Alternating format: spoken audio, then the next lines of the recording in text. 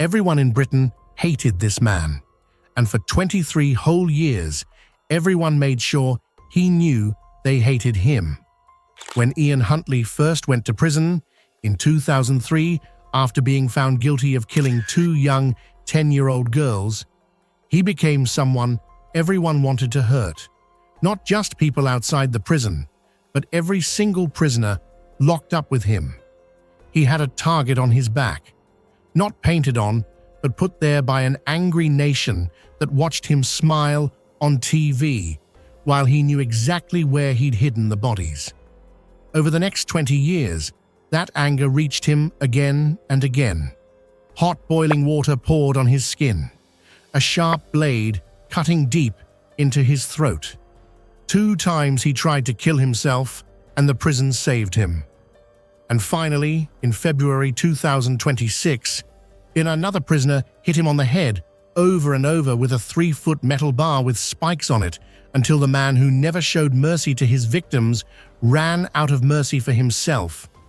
Hit that subscribe button for Cold Files Unlocked right now.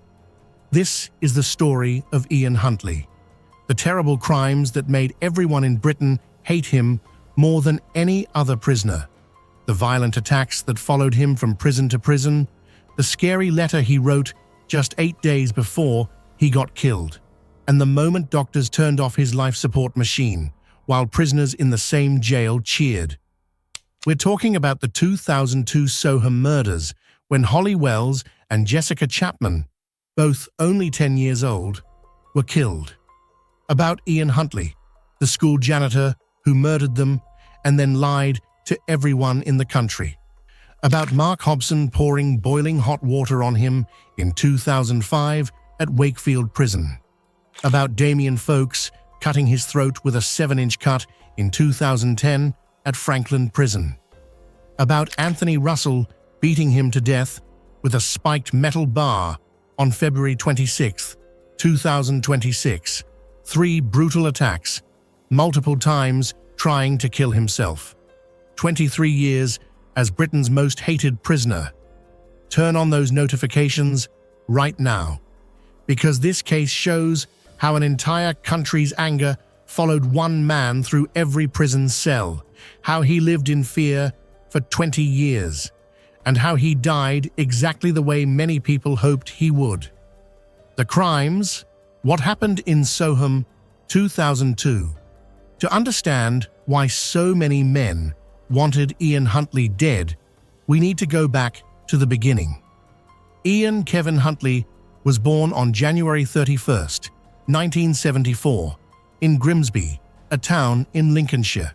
Looking at him when he was young, nothing seemed different about him.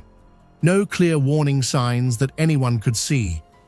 Just a regular young man who drifted through life. Not much ambition, ordinary jobs, relationships that never lasted long. But underneath that normal-looking surface, a bad pattern was already starting. During the late 1990s, police in Humberside got complaint after complaint about Huntley.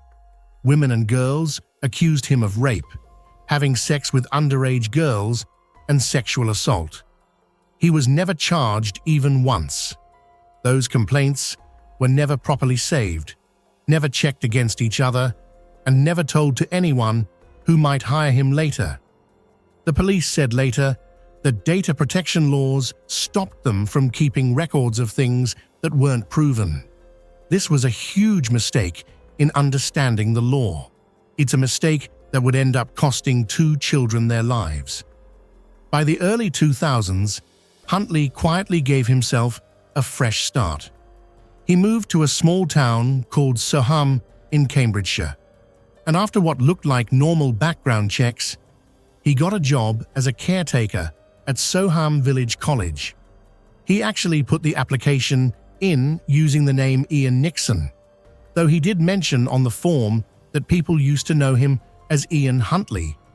Police in Cambridgeshire, we learned later, never did a background check on that name. He slipped through every safety check.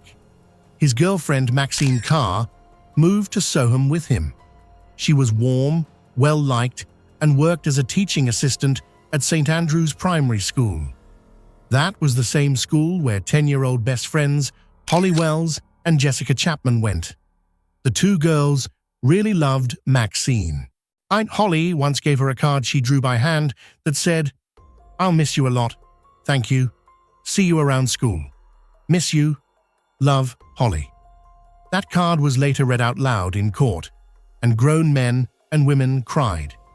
Sunday, August 4th, 2002. A warm summer evening. Holly Wells and Jessica Chapman had spent the afternoon at a barbecue at Holly's family home. As evening came, the girls decided to go out quickly. They wanted to buy candy, a short trip, the kind of quick errand that parents all over Britain let their kids do all the time without worrying. They never came home. Security cameras near Soham Village College recorded the last video of Holly and Jessica walking together, still wearing their matching red Manchester United football shirts. The video ends there. What we know is that the girls went to 5 College Road, where Ian Huntley lived. Yet Maxine Carr was away that weekend, visiting family in Grimsby. Huntley was home by himself. What happened inside that house, only Huntley really knows. He has never told the full honest truth about it. What police figured out is that both girls died inside that house, probably from being suffocated. They were 10 years old. What Huntley did in the hours after was cold and planned out. He put the girls' bodies in his car, drove them to a remote ditch near RAF Lakenheath in Suffolk, about 12 miles from Soham, and left them there. He took off their clothes and burned them. He tried to set their bodies on fire, and then he drove back to town, walked back into his house, and waited. The town of Soham had no idea what had just happened, and the man responsible was about to put on the performance of his life. When Holly and Jessica were reported missing, it became the biggest story in the country. It was on every news channel constantly. Police started one of the biggest missing person searches in British history. Volunteers came to Soham to help search. Flowers piled up outside the local church. 2 little girls in red Manchester United shirts were on the front page of every newspaper. And Ian Huntley gave TV interviews. He stood in front of cameras, looking sad and shocked. He told reporters he thought he was probably the last person to see the girls alive. He stood next to Holly's father, Kevin Wells, looked him in the eye and said, "Kevin, I'm so sorry. I didn't know it was your daughter." Maxine Carr stood with him, telling journalists she would always treasure the card Holly had made for her. It was all an act, disgusting and planned. The murderer pretending to be the sad neighbor in front of a grieving nation. 13 days after the girls disappeared, on August 17th, 2002, some hikers found their remains in a wooded ditch. That same afternoon, police arrested Ian Huntley. Maxine Carr was arrested with him. The nation's sadness instantly turned into white-hot anger. When people found out the name of the man in custody, the fury was explosive. And it wouldn't cool down. Not for 23 years. Share in the comments where you're watching from. Because what happened next changed Britain forever. The trial, the lies don't work.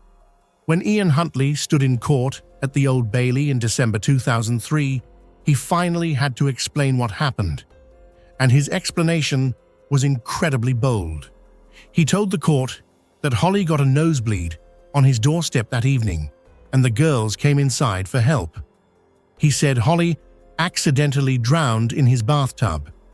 He said when Jessica started screaming in distress, he covered her mouth to quiet her down. An accident, he claimed. Terrible panic. The actions of a man who lost control. Not a predator who planned it all. The jury didn't believe any of it. Evidence from forensics connected the girls directly to his house. The careful way he got rid of their bodies, burning their clothes, trying to burn their remains. None of that looked like a man who panicked. It looked like a man who planned every single step. And most importantly, Maxine Carr's story, that she was home with Huntley that night, fell apart completely when it was proven she'd been in Grimsby the whole time. And she had been lying for him from the very start. Ian Huntley was found guilty of both murders and given 2 life sentences. The judge, Mr. Justice Moses, speaking to him in court, said about the girls, "They were happy, smart, and loyal. Their families and everyone who knew them loved them very much. You murdered them both. You are the only person who knows how you murdered them. You are the only person who knows why." Maxine Carr got 3.5 years for helping to hide the truth and lying to police. She served 21 months, got out in May 2004, and was given a new identity that she still uses today. In 2005, a higher court said Huntley's minimum sentence was 40 years. He couldn't even ask for parole until 2042, when he'd be 68 years old. Justice Moses was clear. "The order I'm making gives little or no hope that the defendant will ever be released." The courtroom emptied. The cameras packed up. Ian Huntley was taken away to start a sentence that the law expected him to die serving. He was about to learn what prison had waiting for him. If this story has you hooked, smash that like button right now. Attack 1, Burning Hot Water, 2005. Huntley had barely started his sentence when the first attack happened. In 2005, while locked up at HMP Wakefield, one of Britain's toughest maximum security prisons, another prisoner named Mark Hobson walked up to him and threw boiling hot water all over his body. Hobson, who was also in prison for killing 2 people, did it without any warning. Huntley got serious burns. He was treated by doctors and survived. He also, and in a move that made other prisoners hate him even more, asked for money from the government to pay for his injuries. Huntley playing the victim. This became a pattern that would continue for years, and it made people furious every time it was reported. He asked for compensation once. He would ask again. By 2008, Huntley was moved to HMP Frankland in County Durham, a maximum security prison that tabloid newspapers called Monster Mansion because it held so many killers, rapists, terrorists, and serious criminals. The move didn't make him any safer. Attack 2, Throat Cut Open, 2010. On March 21, 2010, a prisoner named Damien Folks, who was serving time for armed robbery, got close enough to Huntley to do what many had been dreaming about since 2003. Using a homemade sharp weapon, Folks dragged it across the left side of Huntley's neck. A brutal 7-inch cut that went deep and bled a lot. Official reports described the injury as a severe gaping cut. Doctors needed 21 stitches to close the wound. As prison guards pulled Folks away, he turned to them and asked, "Is he dead? I hope so." He later told authorities he thought of Huntley as a notorious child killer and felt no regret at all for what he did. Huntley survived. He asked for £20,000 in compensation for his injuries. The public's reaction was completely predictable. Once again, the man who killed 2 children was asking the government for money because of what happened due to his own terrible reputation. The compensation request didn't go anywhere, but the attack made one thing very clear. Inside Monster Mansion, Huntley would never be safe. And even though he was watched closely and moved between different prison wings regularly, the danger around him wasn't getting smaller, it was getting bigger. Prison life, living in fear. Over the years in prison, bits of information about Huntley's life inside leaked out through recorded phone calls, court documents, and letters. None of it gave any comfort to the families of his victims. In 2018, recorded phone conversations were leaked to the media. After 15 years of saying both deaths were accidents, he finally admitted in that recording that he deliberately killed Jessica Chapman to stop her from telling anyone. Holly's death, he still said, was an accident. The Wells family rejected this with quiet dignity and contempt. They had never believed him. They never would. In those same recordings, Huntley said what he called remorse. I am sorry for what I've done. Sorry for the pain I caused to the families and friends of Holly and Jessica. I am genuinely sorry, and it breaks my heart when people say I have no remorse. He also accepted his fate with what seemed like acceptance. I know I'm never getting out. I accepted that from day one. Whether the apology was real or just another performance from a man who had built his life on performing, only Huntley knew. The families of Holly and Jessica weren't interested in his words. They had stopped listening a long time ago. What other prisoners were paying attention to was something much more immediate. According to prison sources, in the years before 2026, Huntley had become increasingly scared about being poisoned. He stopped eating meals from the prison kitchen because he was convinced someone was putting poison in his food. He survived on candy and fast food bought from the prison shop.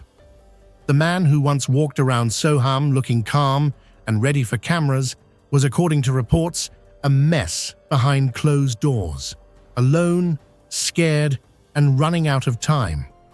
In the days before February 26, 2026, something happened inside HMP Frankland that made other prisoners angry at Huntley in a whole new way.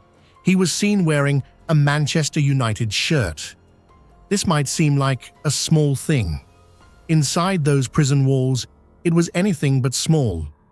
The photo of Holly Wells and Jessica Chapman in their matching red Manchester United shirts, taken on the last day of their lives, is one of the most well-known and heartbreaking photos in modern British crime history. Every person in that prison knew it. When other prisoners saw Huntley wearing that shirt, according to sources, they saw it as him, deliberately trying to provoke them in the darkest way possible. Tension rose quickly. The mood on his prison wing changed. 8 days before he died, Huntley wrote a letter to a woman he wrote to regularly. In it, he simply said, "Sorry for not writing sooner, but I've had a lot to deal with lately." He never wrote another letter. Attack 3. The Final Beating. 2026. On the morning of Thursday, February 26, 2026, prisoners at HMP Frankland were told to go to the prison's workshop area for a recycling session. Huntley was one of them. In the recycling part of that workshop, Anthony Russell made his move. Russell, 43 years old, was not a regular prisoner. In 2021, and he was found guilty and given a whole life sentence, meaning he would never be released, for murdering Julie Williams, 58, and her son David Williams, 32, in separate apartments in Coventry. He also murdered a pregnant, 31-year-old woman named Nicole McGregor, whose body was found in woods near Leamington Spa 3 days after she died. He raped McGregor before killing her. Russell had nothing left to lose. He came at Huntley with a 3-foot metal bar with spikes on it, made from materials he found in the workshop, and he brought it down on Huntley's head. Not once, not twice. Reports say Huntley was hit as many as 15 times. The hits were savage and didn't stop. By the time prison guards stopped it, Huntley was beyond recognition. He was lying in the recycling area in a growing pool of his own blood, unconscious, his skull badly damaged. And as guards held Russell back, he shouted, "I've done it! I've done it! I've killed him! "I've killed him." An air ambulance was called, but Huntley's condition was so bad that they ended up taking him by road with heavy armed guards to Newcastle's Royal Victoria Hospital. The scene inside the prison was described by sources as complete chaos, prisoners cheering, guards running around, the workshop locked down. Doctors at the hospital gave Huntley a 5% chance of surviving. Brain scans showed catastrophic damage. Further reports said that the direct hits to his eyes had left him blind. He never woke up. He was put on life support and kept there. Not because he could recover, but because someone had to make decisions about his life. Who would make that decision became a crisis of its own. Legally, the decision about Huntley's life support should have gone to his only daughter, Samantha Bryan, 27 years old. Samantha didn't know who her father was until she was 14. She found out while working on a school crime project and recognized his name. She had reached out to Huntley once, trying to have some kind of relationship. He rejected her. When she learned about the attack, Samantha spoke to the press with honesty that didn't shock anyone who understood what being Ian Huntley's daughter had cost her. "There's a special place in hell waiting for him. I think he got what he deserved. I hope he burns in hell. I'd like to shake the hand of the man who did it." She said she wanted his ashes flushed down a toilet. She wanted him to have no grave, no marker, no memorial, nothing in the world showing he ever existed. And the decision didn't end up going to Samantha. It went to Huntley's mother, Linda Richards, 71, who traveled 175 miles from Lincolnshire to be at his bedside. She looked at what was left of her son and told people around her that he was unrecognizable. She also said something that few mothers should ever have to say. "Part of me hopes he passes away." Brain tests confirmed what the scans showed. By the first week of March 2026, doctors said Huntley was in a permanent vegetative state with absolutely no chance of recovery. On March 6, 2026, the breathing machine was turned off. On the morning of Saturday, March 7, 2026, Ian Kevin Huntley was confirmed dead at the Royal Victoria Hospital in Newcastle. He was 52 years old. He had aftermath, remembering the real story. Durham police confirmed the death and said they were preparing a file for prosecutors about possible charges against Anthony Russell. Russell, who was already serving a whole life sentence and could never be released anyway, stayed locked up at HMP Frankland. No formal charges were announced at the time of this recording. The Ministry of Justice released a statement. The murders of Holly Wells and Jessica Chapman remain one of the most shocking and devastating cases in our nation's history, and our thoughts are with their families. And yet, under the rules that control every prison in England and Wales, the prison governor of HMP Frankland had to write a letter of sympathy to Huntley's family and offer up to £3,000 to help pay for funeral costs.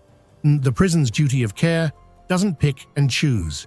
Whether his family accepted that help was their choice to make. Huntley's death put a harsh spotlight on how Britain's highest security prisons are managed. How was a 3-foot metal bar with spikes made and hidden in a workshop at a maximum security prison? How was a well-known target put in a shared work area with one of the most dangerous men in the country? A former prison governor named Ian Huntley wrote publicly that the safety failures at Frankland didn't just put prisoners in danger. They put the prison officers who manage these difficult conditions in danger too. Huntley wasn't the first famous prisoner to die at these prisons in recent years. In October 2025, a convicted child sex offender named Ian Watkins was murdered at HMP Wakefield.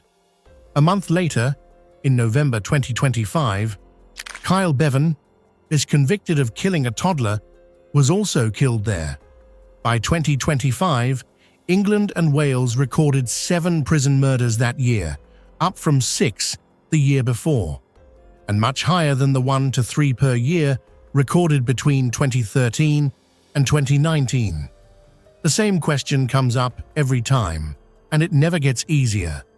What responsibility does the government have toward prisoners it despises most? The system that failed to protect Holly and Jessica from Huntley in 2002 is the same system now being asked to answer for his death. There's a brutal irony in that. But irony isn't justice, and the prison problems, homemade weapons, dangerous situations, increasing violence, need answers that go far beyond what happened to any one prisoner. Ian Huntley is gone, but he was never the real story. The real story is 2 girls in red Manchester United shirts smiling at a camera on the last afternoon of their lives. The story is a photograph that has never left us and grief that never fully healed. The story is Holly Wells, who drew a card for a teacher she loved, and Jessica Chapman, who simply wanted to go out and buy candy. Their deaths forced Britain to face the terrible failures that let Huntley near children. They created the Police National Database, connecting 43 police forces and 150 computer systems. They brought better criminal record checks and the Independent Safeguarding Authority into law. Every child in the United Kingdom who has been protected by those changes carries a debt to Holly and Jessica, even if they don't know it. Ian Huntley faced 3 attacks, 2 suicide attempts, and 2 decades of hatred before his body finally gave out in a Newcastle hospital bed. He never told the full truth about what happened at 5 College Road on the night of August 4, 2002. He took that with him. Holly Wells, Jessica Chapman, 10 years old, best friends, gone on a warm summer evening, simply trying to buy candy. They are the story. They always were. Subscribe to Cold Files Unlocked for more UK true crime cases covered with detail and respect. Hit that like button if this story moved you. Turn on notifications for more investigations. Share your thoughts in the comments. Should the government protect prisoners everyone hates? This case reminds us that some crimes scar a nation forever, that justice comes in many forms, and that 2 little girls will never be forgotten. For Holly Wells and Jessica Chapman. Always remembered. Thanks for watching. Stay safe out there.